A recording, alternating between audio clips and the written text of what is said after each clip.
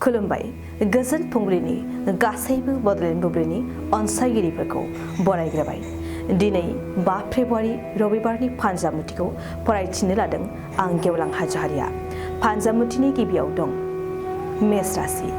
दिनै नोंथांनि नखरनि थाखाय मोजां सान जानाय नङा।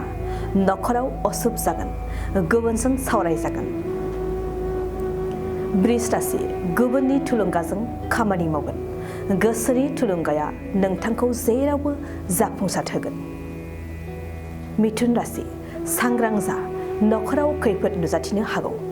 गारि मटरजों दावबायनायनि फारसे सांग्रां जानाया नोंथांनि साबसिन। कर्कट राशि। खस्थ'नि फिथाइखौ मोनफुंगोन, गोथार फिथाइ मोनगोन, गोसोआव हाजासे गोजोननाय लागोन। सिंह राशि। गावनि गोरोन्थिखौ मिन्थिस्लाबनाय नङा। गावनि गोरोन्थियावनो मुवा बेसादफोरा खहा जागोन।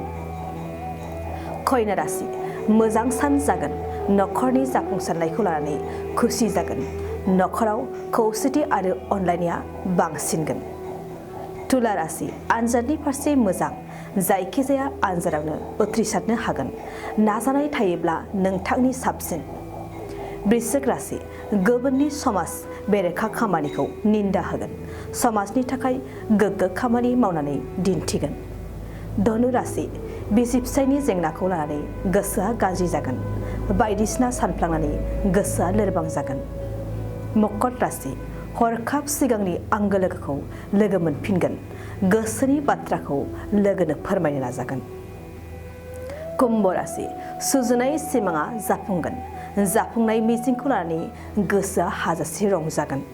गोसो खुसियै समखौ बारहोहरगोन। मीन राशि। हरखाब गुबुनजों नासयजागोन। खामानियाव खहा जागोन। खहाखौ लानानै गाज्रि साननाय फैगोन। दिनै सानसेनि राशि फरायथियाबो एसेनोसै। आसा खालामो नोंथांनि दिनैनि साना मोजाङै मोजां थांगोन। बेखौ बडलेण्ड बुब्लि नखरनिफ्राय मिजिंथिबाय। गोजोन्थों।